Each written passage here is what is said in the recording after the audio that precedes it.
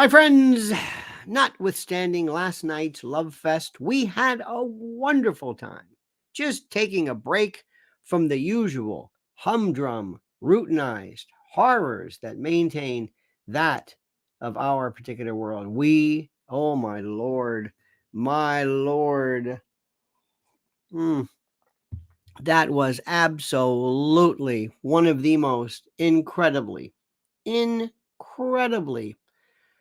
I don't even know what the word is. Difficult discussions, but difficult in that it was so much fun to reacquaint ourselves just with that which was, I don't know, life.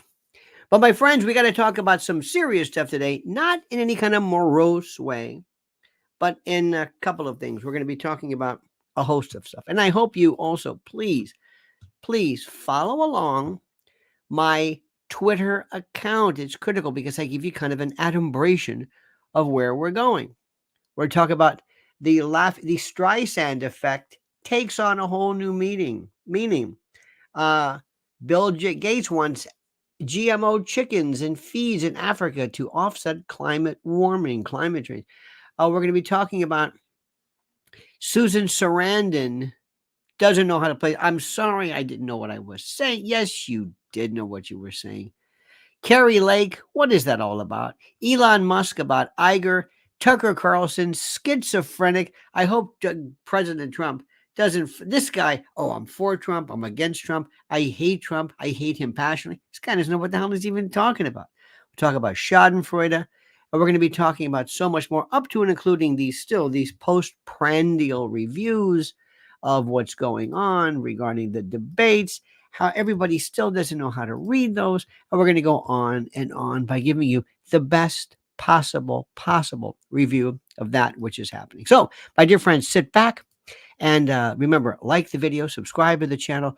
But before we get going, let's make sure you understand this very, very, very critical message, I should say, from our good friends at Noble Gold Investments. That's right, Noble Gold Investments. Listen to me very carefully and listen to this word that is directly pointed and directed your way.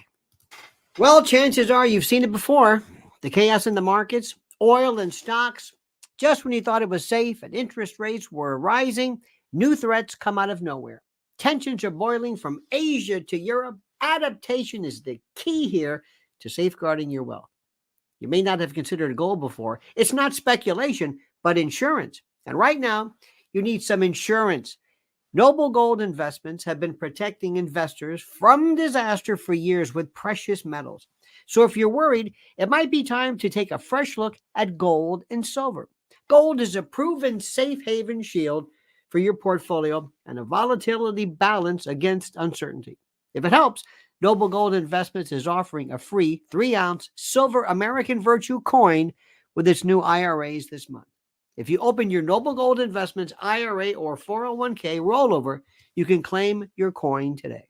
Remember, crisis brews, portfolios waver, and gold insulates. Secure yourself against the threats. So go to LionelNationGold.com. That's LionelNationGold.com or call 877-646-5347 and tell them Lionel sent you. The only gold company I trust. Now remember, there's always a risk of investment and there's no guarantee of any kind. All right, my friends, let's start off, shall we? Let's go back to a few things and see if we can bring you back to where we need to go. Let us first talk about, let's get this out of the way, the debate the other night. First of all, it wasn't a debate. Number two, it was biased. It didn't really matter. And number three, this is the thing I can't emphasize enough. If you go and hang around people alone, like for example, I have a friend of mine. He's a very good publication called Gateway Pundit. Very good. Very good. Epic Times is good, and Breitbart is good. But if that's your sole focus, if that's it, if you just get this particular ideology, this particular way of thinking directed your way, if that's it, and that alone, that's not going to work. That is not going to work. Do you hear what I'm saying? Now, the reason for this is, and you understand this, it's not what we think, it's what the enemy thinks.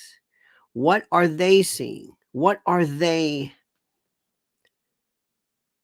how do I say this? What are they viewing? What is their worldview? The reason why you have intel against the enemy is to find out what the enemy is doing, what the enemy is thinking. What are they thinking? What are they doing? Where are they now in this whole world? Now, let me explain this to you. And this is beyond critical. Let me see if I can explain this to you. One of the most important things for me to try to show you, and I want you to be different than everybody else, is do not become smitten with this world of the kind of like the, I don't know what the word is, like the cool guy, the cool kids of conservatism. Let me give you an example. No matter what people think about Tom Brady, no matter what people think about Gisele Bündchen or Taylor Swift or that guy or Kelsey, whatever his name is, the only thing that matters, the only thing that is of any consequence to a, how do I say this? The only thing that matters to a sports football fan, the only thing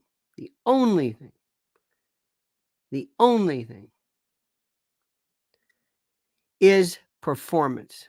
That's it. It's the only thing that matters. Nothing matters else.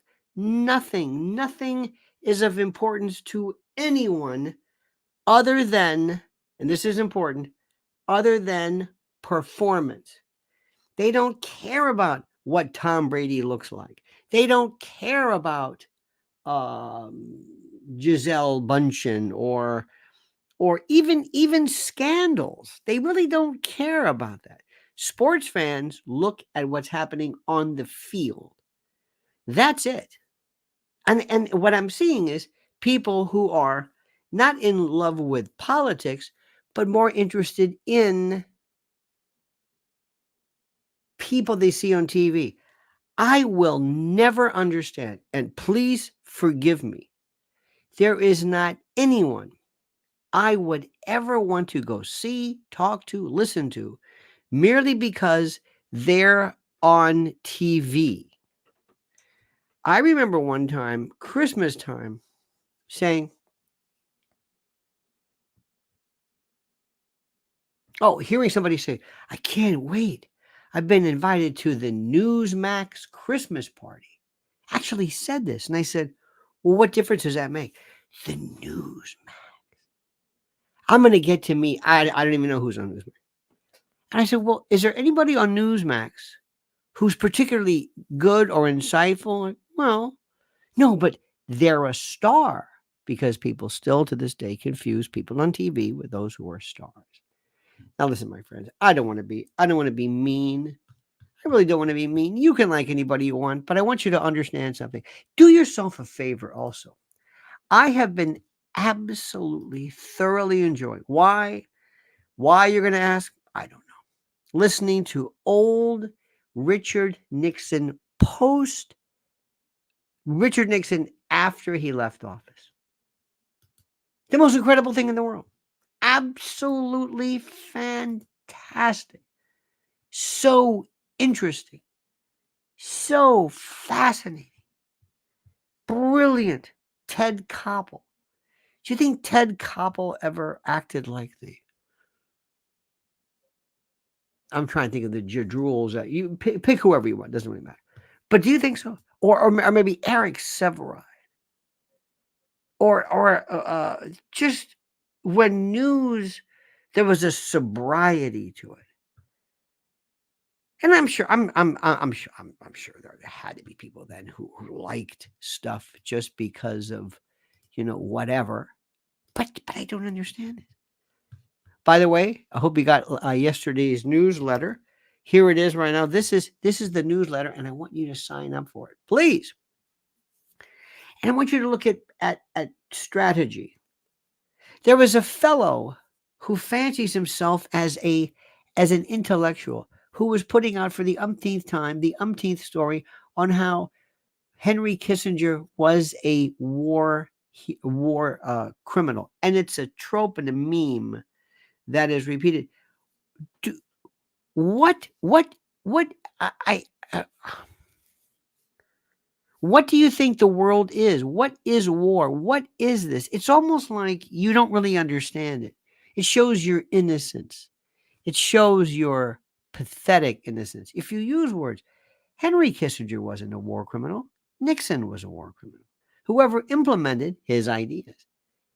John Foster Dulles might have been probably closer to John Foster and Ellen, but they're kind of out of that, and they're not a part of the American social media trope.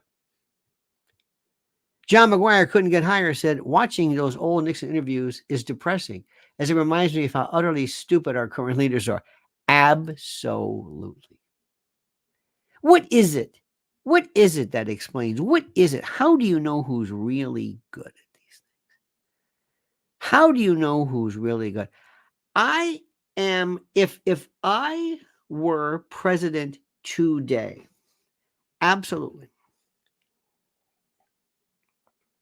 I would, first of all, I couldn't be because nobody would ever allow me to be. But what I would do is I would make sure I would have as one of my advisors, one of my leaders, one of my, whatever you want to call it, I would have John Mearsheimer. John Mearsheimer, who, and by the way, again, hats off to my good friend Judge Napolitano. He has put together just a bench of a coterie of some of the most interesting people providing some of the most fascinating data as to what's going on. Mearsheimer is one of them. Mearsheimer, I learned almost by accident, but right around the time of Ukraine. There was another one too. This is Bruce Cummings. Bruce Cummings, Cummings. Bruce Cummings is the man when it comes to North Korea. The University of Chicago also. Very brutal. And it's realism versus realpolitik. Let me ask you, friends, a question. Listen to me carefully. Let's assume that I am your president and you're on my council. And I ask you a question. Listen, there's a vote coming up. And the Palestinians of and about Gaza and the West Bank and East Jerusalem are going to vote. And one of the issues on the ballot is Hamas. Do you have it in your wheelhouse? Would you mind it? Would you think it wrong if I threw the election in favor of the non-Hamas party? Do you mind if I did what they say is a Dominion or a Smartmatic? If I and I know how to do this, do you mind if I do you mind if I do that? You would say, of course, do that. Yeah, but I'd be throwing the election. So what? Right? So what, you would say? Throw the election. No, you don't understand. Would you mind? What if I had a coup? What if I pushed a coup within the Palestinian hierarchy? Would you mind that? Some might, some will. I don't know. But a lot of people would say, oh, that's terrific. What if I were to say to you, I'm going to go so far as to suggest, what if I, as the president, advocated the assassination of certain people, critical people in the, I'm saying this just hypothetical, in the Palestinian Hamas hierarchy? People would say, well, do it. That's exactly what Henry Kissinger did. Same subject matter, different people. Sparky says, George Galloway gave Kissinger a nice send-off. Not wanting to speak ill of the dead so soon, he said that he saved the negative stuff for later. I think that was mighty, mighty good. I don't I have a hard time, and thank you for that. I think what George Galloway did, that was rather gallant. I will say, however, that when I talk to about somebody whose life as a politician, uh, I don't take things personally. There is not one politician today who I hate or look at personally. They're like gut flora. They are microbiomes, good bacteria, bad bacteria. That's all this is. That's all it is. And I don't know how to put this in any other way, but as we're saying, this is an incredible thing right now. You don't have to. Henry Kissinger, I've got no problem with it all. Henry Kissinger, above all, this is important. Above all, never, and you might want to say this. Oh, I heard one. Somebody said the other day, who was it? That I got this one of these emails that he was a Chinese spy. He was a Chinese spy. Missing completely the notion of Rockefeller and how Mao and others were. See, I just don't think like that. Henry Kissinger did you see his nice little house? This was a guy who's not after money, after power. But going back to what I said, Sparky, what if I said, I'm going to do everything he did, but I'm against people you don't like? You would say, that's brilliant. Thank you. Because I'm a patriot. If I think there's somebody that poses a severe threat, either as president, whatever, I would use everything in my wheelhouse, so to speak, in my kit to address him accordingly. I don't have any problem with that.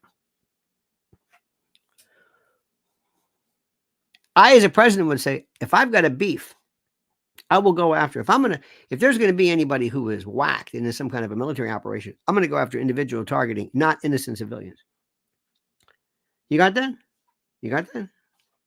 So this goes to show you a naivete, a sense of like this innocence, and how people, like I said, take news personally. Oh, I want to go to a Newsmax Christmas party. I might see whoever the hell's there. I hate Henry Kissinger because it's cool to lump in Henry Kissinger. Alan Dulles, if ever you want to pick up bad guy, two people in my lifetime, Alan Dulles and Lyndon Johnson. Lyndon Johnson might have been the closest thing to a full-blown, honest to God, and a full-blown, honest to God psychopath that you always talk about. You love the notion of the psychopath. You love that because I love you, and that's the way you are. You tend to be a little extreme sometimes, but that's okay. That's okay. I dig it. I dig it. You do know that there are very few psychopaths in the world. Very, very few, if any of them. You know that, right? Right? You got that? There are very, very few actual psychopaths anywhere in the world. It's a term that doesn't mean anything. And it's a term that doesn't, it sounds terrific. But Hitler probably wasn't a psychopath. Hillary Clinton is certainly not a psychopath. Sociopaths, you can kind of say, well, yeah, I might be persuaded a little bit because there's a bit of a subtle difference as to that. Now, the next news is simply this. As you know, there's a wonderful term, leave it to the Germans to come up with this, called Schadenfreude. Schadenfreude is the delight that people take in seeing enemies suffer, to see the pain of enemies. Hang on a minute. I'm not. Let me get the actual precise definition here. Schadenfreude is pleasure derived by someone from another person's misfortune. I'll go a little bit further, though. It's not like seeing somebody one time years ago, don't ask me how, I just thought of this. At the West Shore Mall, there was a place called like Dipper Dan. This isn't Tampa, Dipper Dan or something like that. There was some name like some ice cream place. I forget what it was, and I happened to be there. And there was a little kid. I guess it was parents. This is when kids felt free to kind of walk the mall. Remember when you could walk the mall by yourself? You didn't worry about being abducted. This little kid had an ice cream. After I got mine, I'm walking out and I'm standing there doing something. And this kid walks out just marveling at this double scooped, whatever the hell this thing was. And for some reason or another, just the top scoop fell off. And this kid looked down and then kind of looked at me, but looked down and started crying. I mean, it was almost like something from Norman Rockwell. And I said, "Oh, no, wait. And I said, wait. And I gave the guy I didn't want to, even then I thought, I'm buying ice cream for kids. Here, whatever he wants, just don't worry, kid. It happens. And he said, thank you, sir. That's okay. Broke my heart. Well, that was a misfortune of others. I didn't think that was funny. I didn't think that was funny at all. So it's delight in the misfortune of others, but people that we don't really like. By the way, quick story. There is now there was a very famous lawyer who I knew who is no longer with us. I like when they say that he's no longer with us. Is he dead? No, he's just no longer with us. Well, he passed. He passed. What do you mean passed? Yes, he passed into the next realm of consciousness. In any event, one time he went to a store.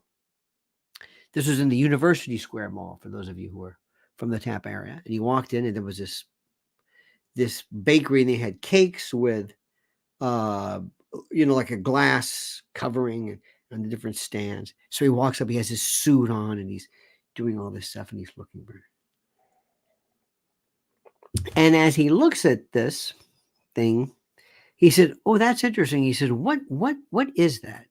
What would you describe?" And my friend was very, very nattily attired and close. He says, "What is that?" And the young man takes it and goes, "Well, this is our banana walnut." So my friend reaches in, grabs a hunk, sticks his hand in it, pulls it out like this, and said, that is very good. Do you have a napkin? And this kid's like looking at him like, he can't believe what he hands him a napkin. And he says, I think he might have done it maybe once or maybe twice. And he says, "Oh, okay. Well, thank you very much." And just as this kid looks like, because it was ruined, and what do you got to do with it? My friend either left, I forget, but he says, that was a joke. Here, how much for the whole cake? Here it is. It's $100 and something for you, or whatever the price was. But I just thought of that. So Schadenfreude, I know there was a long way to go. By the way, spooky, pardon me. So remember back in the early 1970s, Kissinger was the peacemaker who was going to get the U.S. out of Vietnam, which was the public's number one priority. Well, you know what he kind of sort of did. And as you well know, Sparky, it wasn't Nixon. It was Johnson. And actually before Johnson, it was Kennedy. So there you go with that. Now, I despise people who do not know reality, who take on a position. I have despised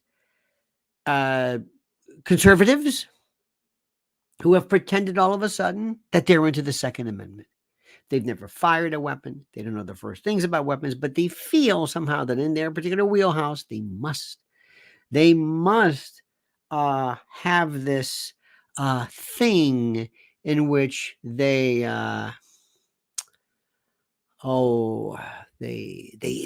must feel this connection with the Second Amendment. Okay.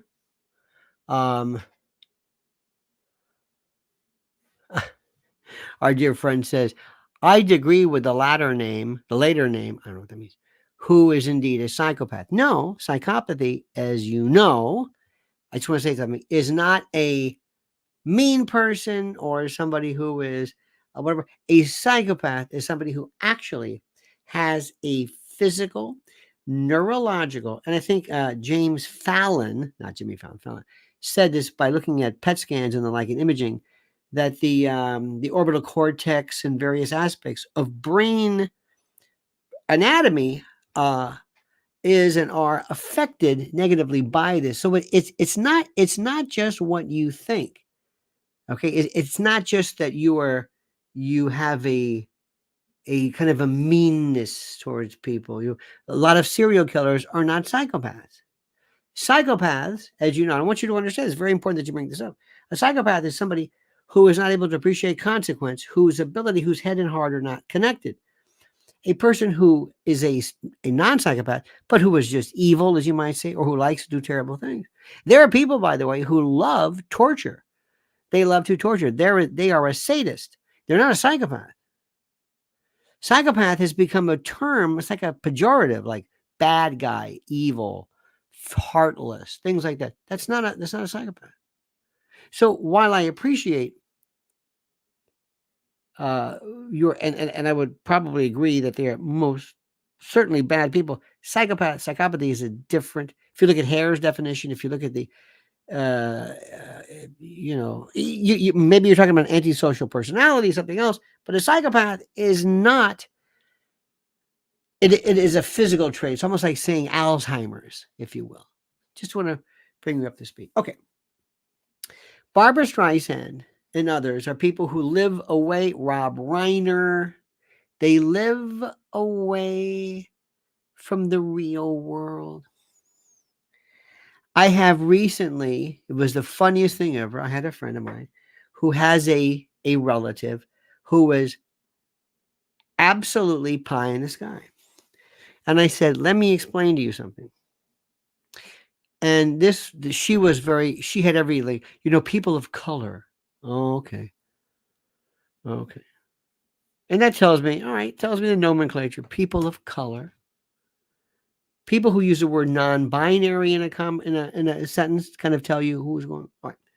Well, people of color. I said, yes, people of color. And particular colors have suffered inevitably. However, DEI and putting people in position merely because they are, say, black is unconstitutional. That's un-American, and that is patently against the Supreme Court in Bakke and other cases, because that's a quota.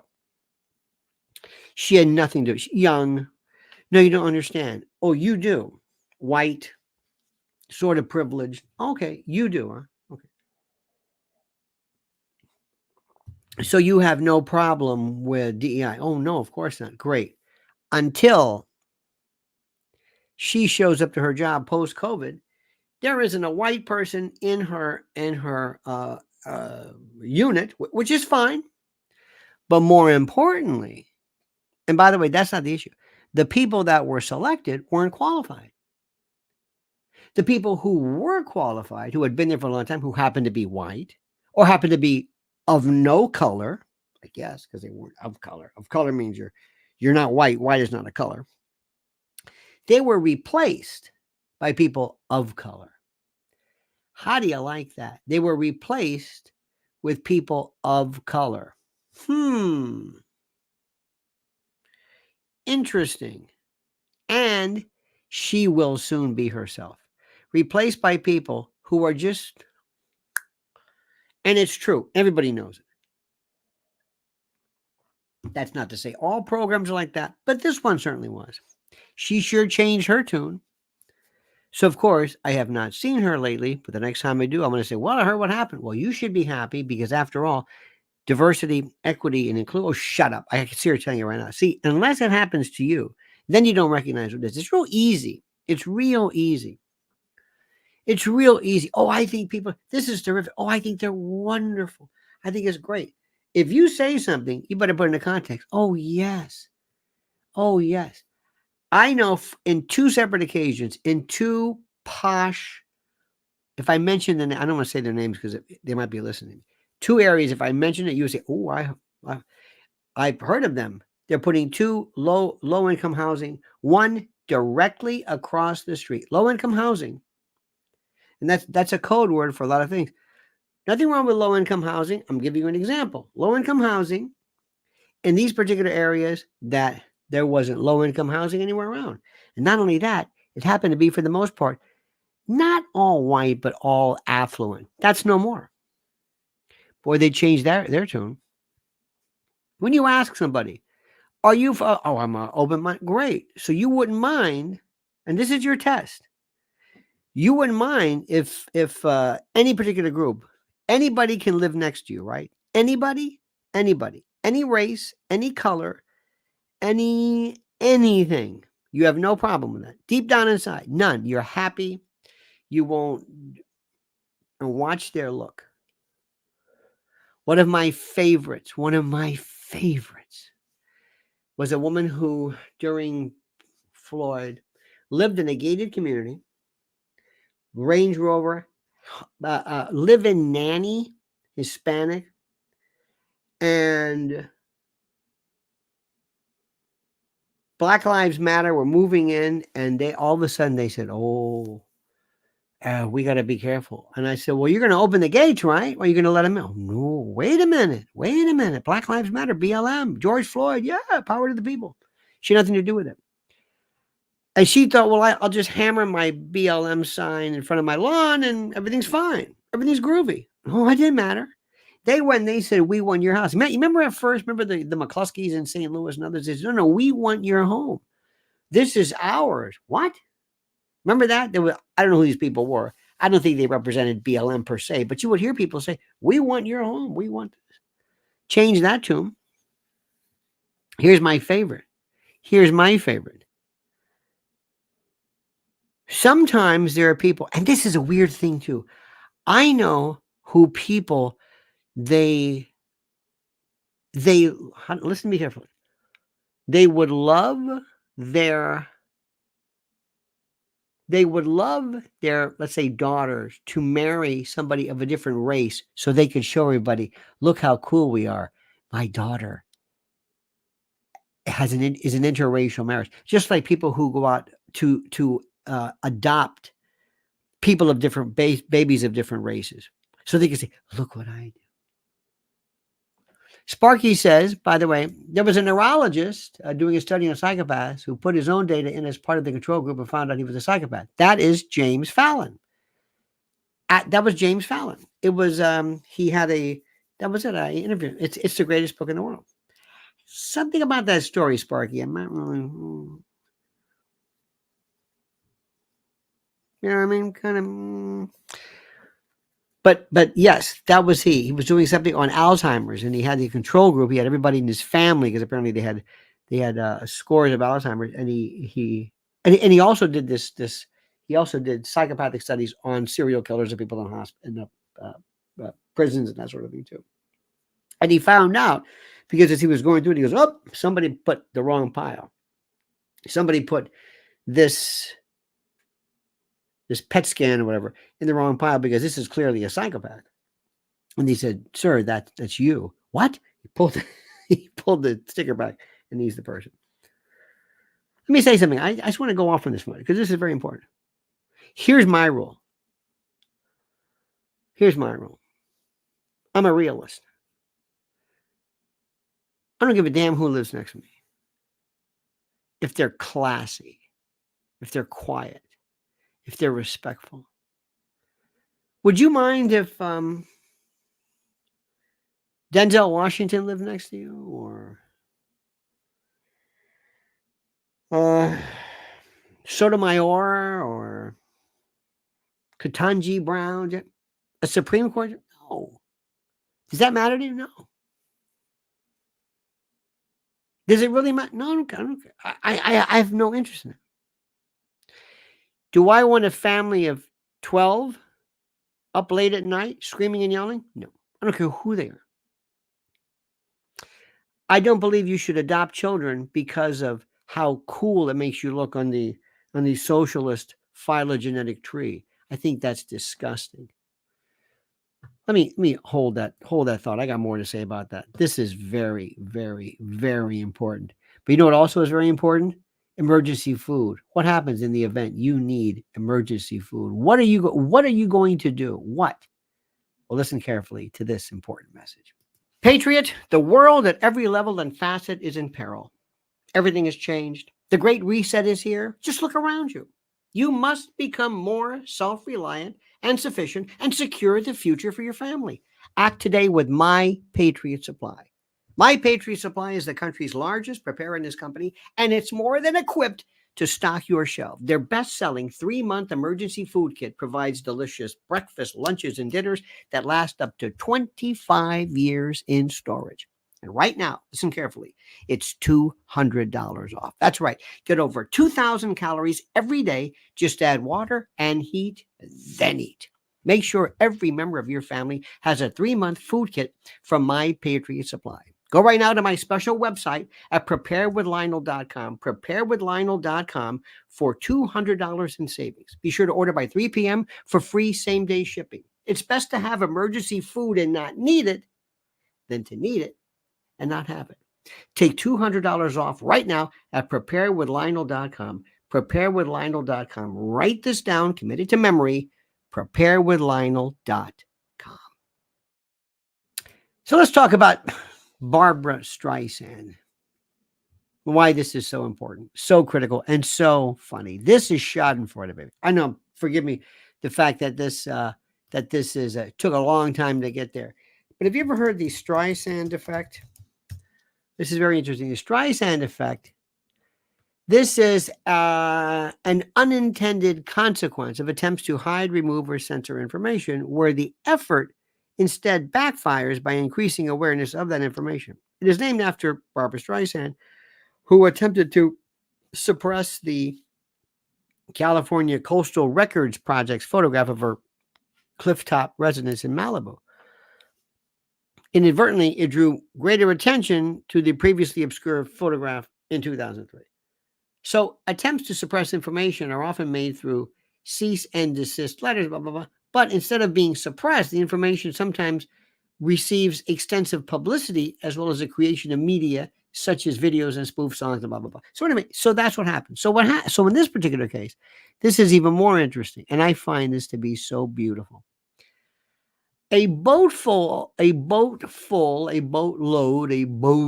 illegal immigrants invaded the elite playground of Malibu, California, where the average home sells for a jaw-dropping $3.5 million.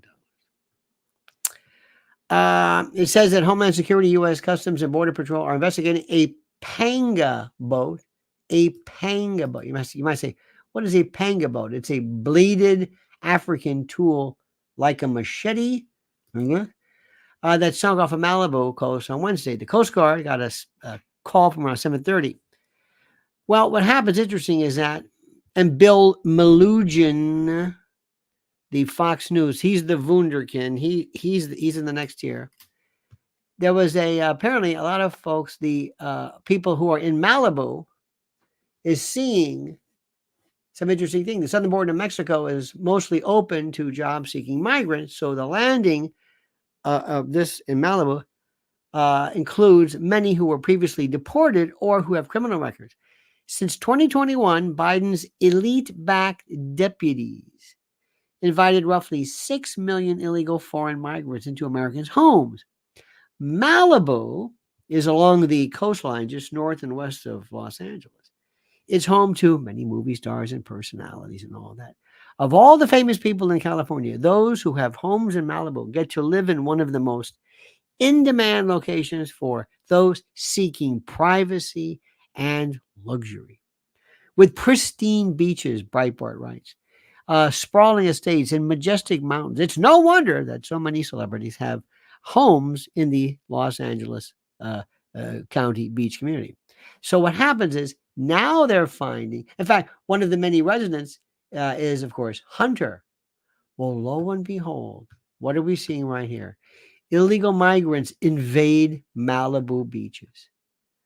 Now, isn't that wonderful? What do you think these people are going to say now? What do you think these people are going to say now? What do you think these folks are going to say now, considering that they have said, no, we have to open these things up? This is Schadenfreude. This is a classic example of somebody getting paid back and getting what they asked for. I find it beyond hysterically funny. I find it wonderful. I find it great because it goes to show you that these people live in a different world. They live in a bubble. They call you a racist. They call you foolish. They call you an idiot. They call you all these names when in fact, all you want is rational law and order. If somebody wants to come here, we've said it a million times, go through the order. I do not know anyone, I do not know any conservatives who have talked about depopulation like the radical Malthusian left has, the Bentham acolytes of the left.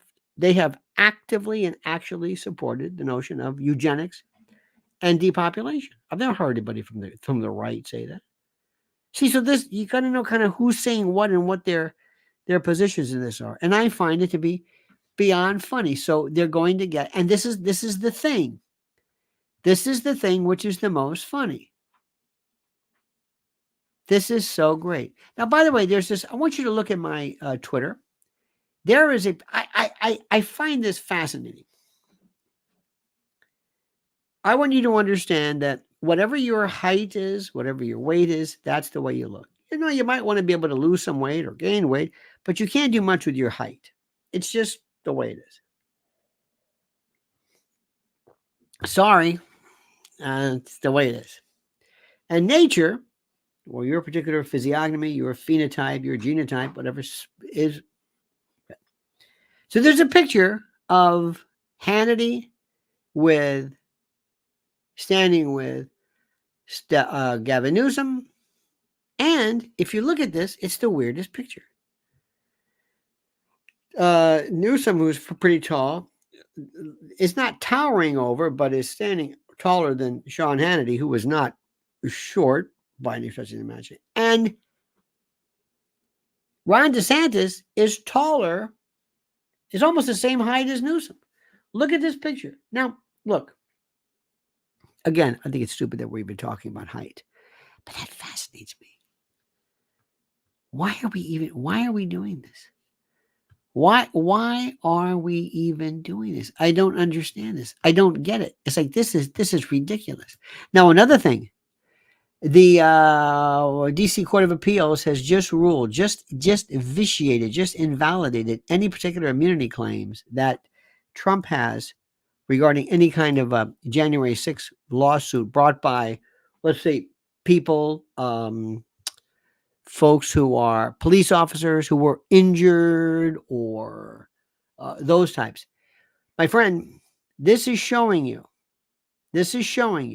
very simply that they are absolutely indefatigable in their efforts, in their attempts, in their moves, in their plots, in their plans to destroy every aspect there is about and regarding Donald Trump. There's just no other way around it. Do you hear me? There is no other way around it. It is the most critical information there is. And I mean this, and I want you to understand this. They are going after him with a fury and a verve and an excitement, the likes of which we cannot believe. Do you understand this? Do you understand this? This is something that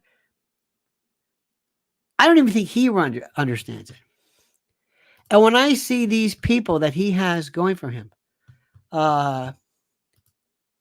this Alina Habba and others, look, let me explain something to you. Let me see if I can explain this. Let me see if I can. I understand that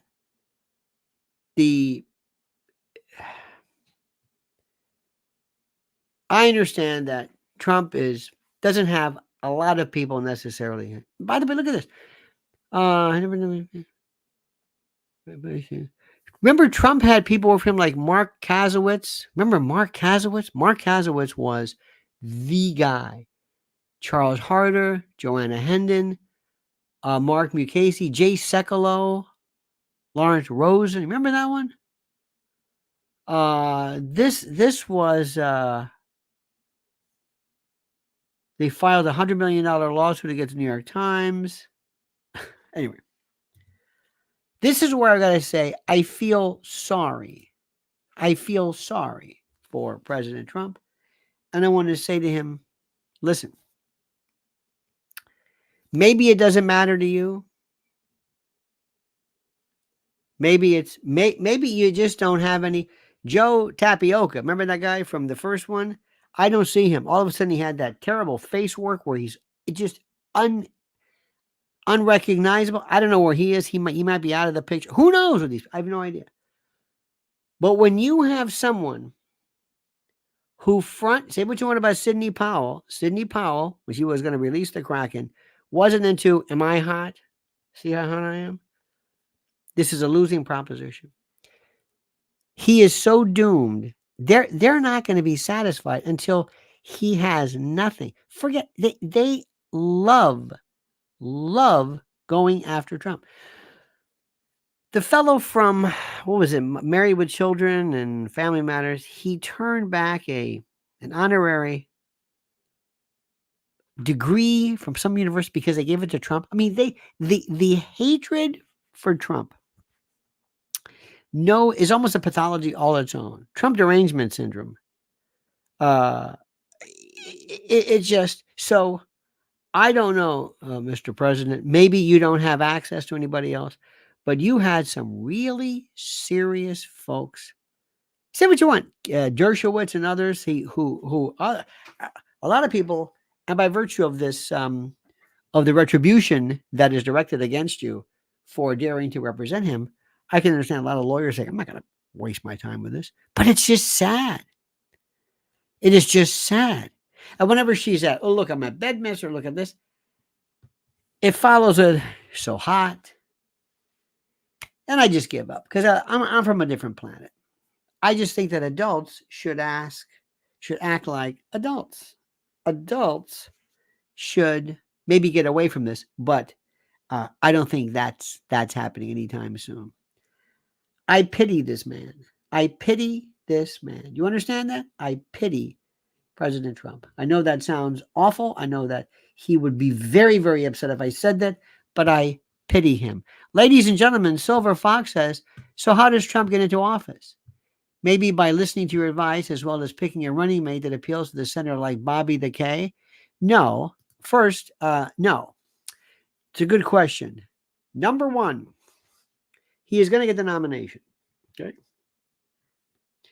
Now, how does he get the electoral votes? How does he ensure that it's a legitimate election? How does he keep the Democrats from stealing the election legally? How does this happen? How does he do it? How does he protect? How does he? How do I say this? How does he guarantee that they don't do what was alleged to have been done before? Does he have legal teams? What effect, what cooperation will he receive from the RNC? Nothing. What will Ronna McDaniel do? Nothing. What will she do? Nothing. What will be nothing. What will be, and this is important, what will be specifically the assistance from the Republican Party? Nothing. Bobby Kennedy does not want to be vice president. Trump would never have somebody better in some respects, smarter in some respects, more knowledgeable, more famous as a vice president. Trump has to, and this goes for not just Trump, but most presidents, they cannot allow this, they can't allow this discrepancy, so to speak, to exist. Does that make sense?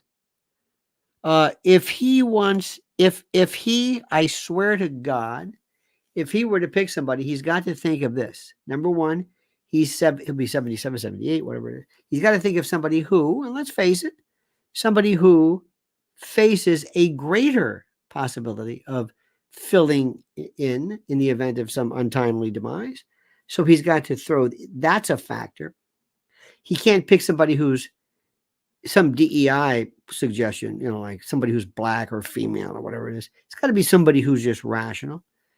Notice how Tim Scott's is gone. Nobody cares. That was such a joke. In any event, vice president, tough one.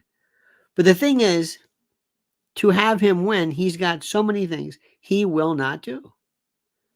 First of all, I would say to him, ladies, if I ran against him, I'd say, ladies and gentlemen, please understand something.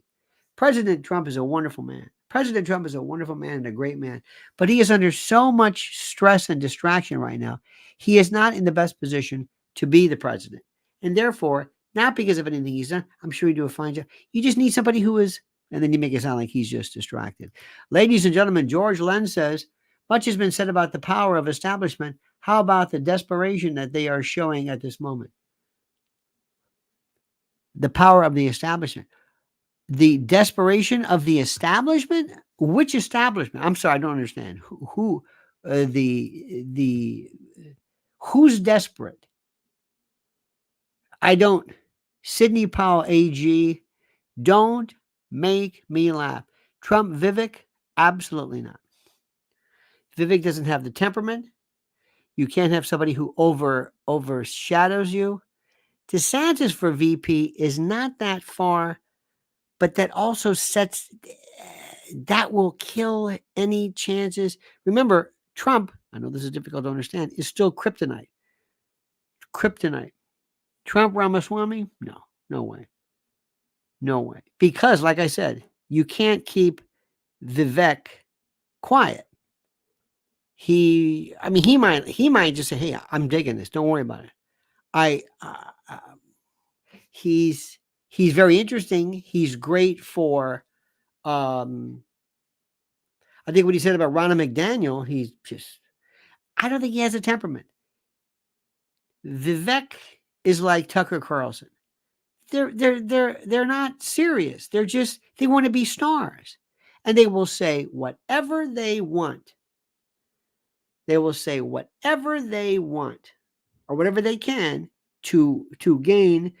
Tucker, people love him. He's all over the place. I love Trump. I don't like Trump. UFOs. He's just trying. By the way, keep in mind something. Let me tell you what they're going to do to Elon Musk. Elon Musk, you're going to see a concerted effort to make him sound crazy, on drugs, mentally unfit, a lunatic. Watch what happens. Watch what happens with that. Very, very, very interesting. Okay? Extremely interesting.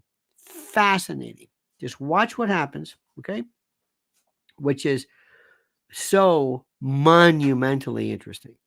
So monumentally critical. So just watch. Because what he's doing right now, especially going after Iger and others, and the next guy who is my new hero, Bill Ackman. Bill Ackman, who's a hedge funder, who is now enjoying his position. He's like a kind of a, not a mini Elon, but he's there too. I love people who speak their mind, but watch what they do.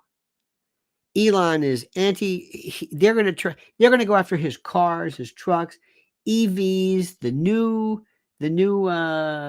Tesla truck. They're going to kill the EV market just to get him. And he says, I don't care. You can't do this. He's too diversified. But he's got to watch it, because what happens to people, especially when you're younger and you become filled with this headiness, like I'm really leading the revolution, it can change you drastically. Now, who would I pick for VP? For Trump, it would be somebody who would be ready to step in, because they're going to bring up his age. I'll tell you who would be good, but he wouldn't take it, is DeSantis. DeSantis, people would say, okay, because being a governor is still the best treatment, the best, what am I trying to say? The best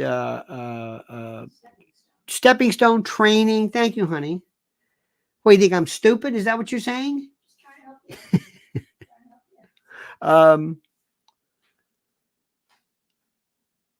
DeSantis, see, I would love, you have no idea. I would say, all right, come here, Ron, watch this. I would sit around and I'd bring his wife in. I said, we're going to change the way you look and the way you act and the way you speak and the way you are. And I've got the best people around. We're going to change the way you are. We're going to show you how to debate. We're going to show you what to say. We're going to show you things that are so good. And he is a contender. He has the guts, the balls, the wherewithal. He is not going anywhere, my friends. He's very, very serious. Sparky says, I still think Trump should choose Lieutenant Colonel Alan West as his vice president establishment, VP. Establishment gerrymandered him out of the House for a reason. I would have gone to high school with him if he hadn't been expelled, by the way. I think he's good. But remember, you don't want somebody who is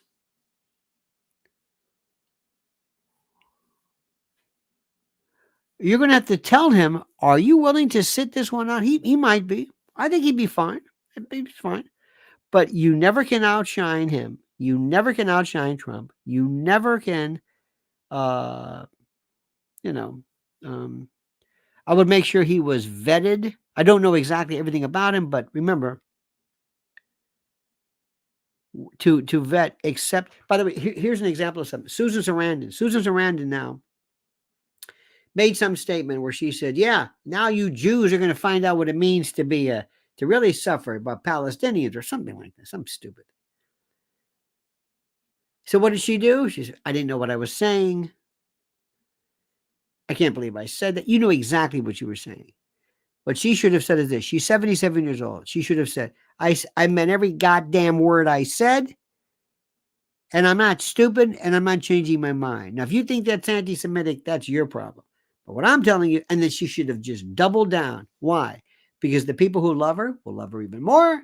The people who hate her would have hated her no matter what. So what does she do? She just lost both. The people who hate her said, ha, ha, ha, we got you. You capitulated. And the people that loved her said, what are you doing? Remember something. When you say something and you know it's whatever you say, you damn right I said that. What do I stutter? That's exactly what I said. Next question. And that's it. Then it's like, okay, you heard me. What are you asking me? What do you think I'm what, psychotic? I don't remember saying that. See, I want there to be somebody who absolutely, to me, I would have the behaviorists. I would have people figure out what it is. See, I would have the best team available. I would say, I'm going to use social media like nobody's business. Number one, I'm going to use it. Elon, you're my man. Social media today changes everything. TikTok, it creates a momentum. It's not the be all end all. It creates a momentum. I've studied fads. By the way, give me an example. You know what's missing? Remember what I told you? Always be able to realize what's missing. You know what's missing? Remember those obnoxious sticks people had with their cameras? Remember those sticks? They're gone. Don't see them anymore. Now, did you know they were gone? No. I noticed things that are missing. Sparky said, if I hadn't been expelled, not if he hadn't been expelled. Indeed. I got you the first time there, Sparky. It's hard to realize, and thank you, sir. I think it's hard to realize what's missing, what's not here anymore. Notice how the anti-gluten message, remember when gluten came out? No gluten. Oh, shit, no gluten. What's gluten? I don't know, but I don't want it. Now they don't even talk about it anymore.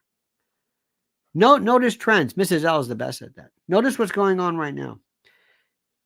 Families, toys, trucks, Christmas,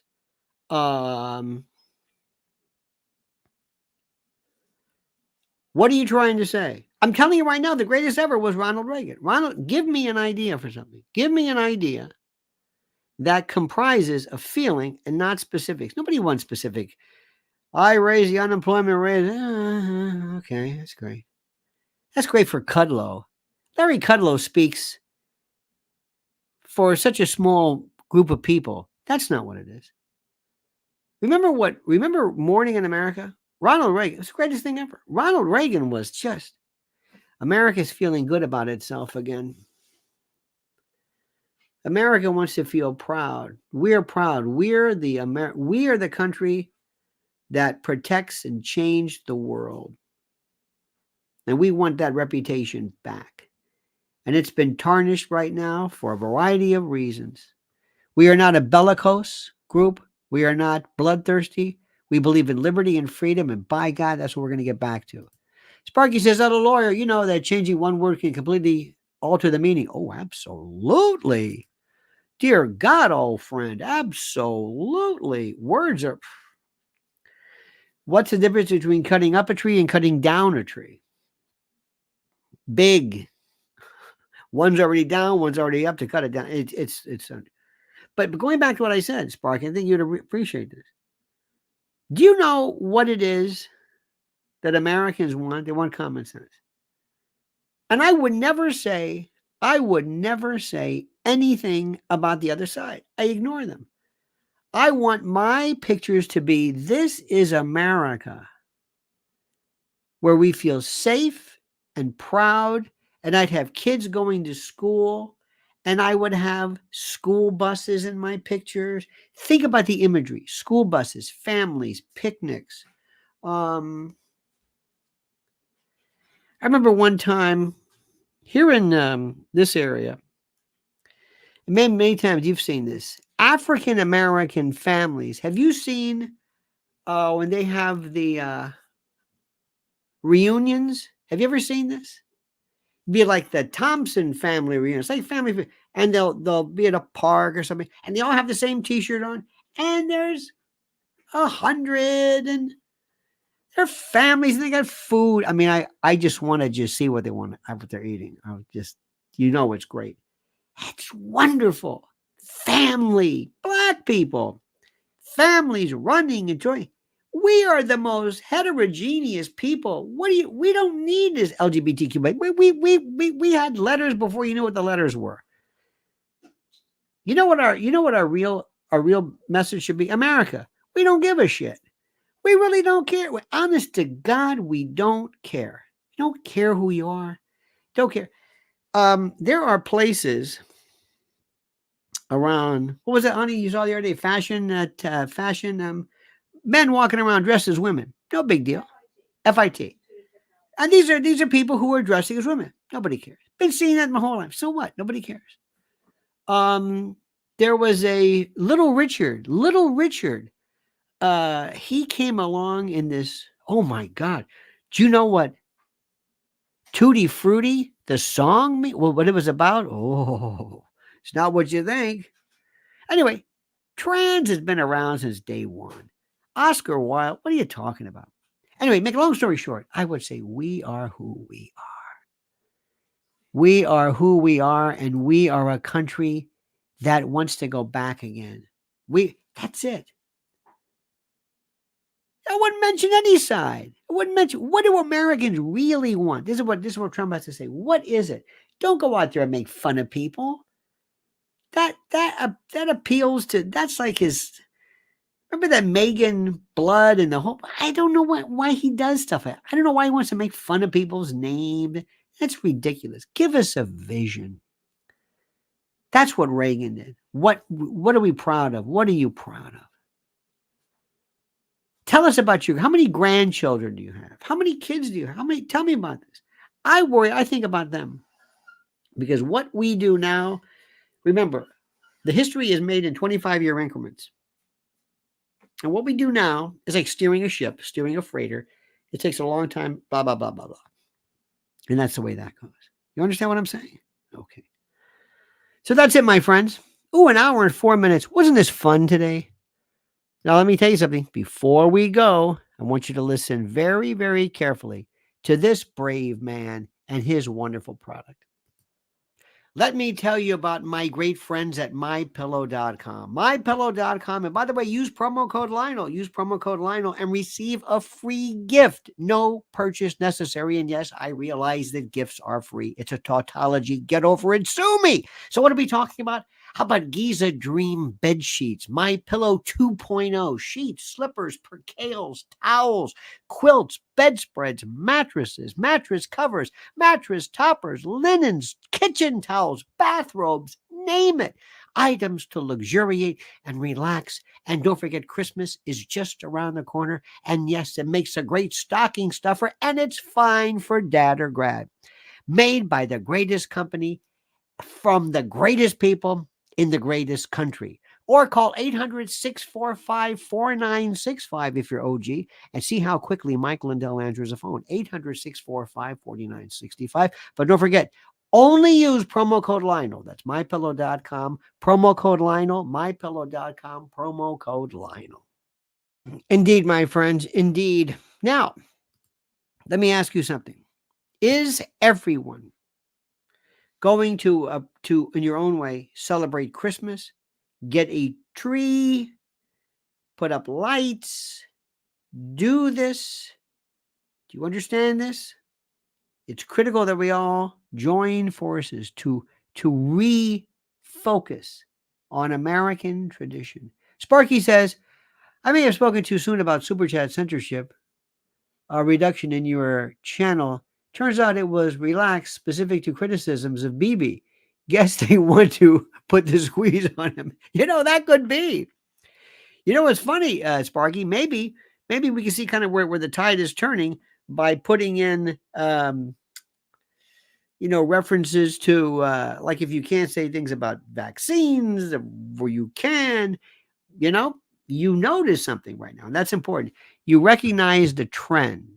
And you recognize the trend, and you recognize how things change specifically by what you can and can't complain with and at. That makes sense to you? You understand? Okay. All right, my friends.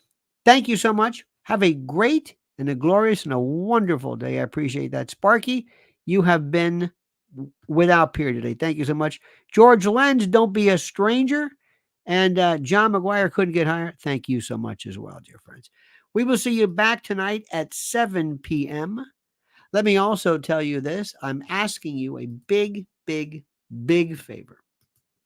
And I say this again, and I'm going to say it again, regardless. For some reason or another, Twitter or X has this thing about Mrs. L. She'll get 4, 5, 10, whatever new followers. Her numbers go up. And then they go back down. It's like somebody put a governor or some type of a I don't know what the word is, some type of a limit. This is her Twitter account. Please follow it. And by the way, since you're at it and you want to follow a great one, you must follow mine, which is, they get very upset with that one. Very upset, because I love to go after people who, frankly, are completely full of prunes, as my mother would say. All right, dear friends, have a great and a glorious and a beautiful day. Thank you so much for being a part of us. Thank you so much for being a part of our family. We will see you tonight at 7 p.m. Eastern Time. Until then, remember these words, my friends. The monkey's dead. The show's over. Sue ya. Da-da.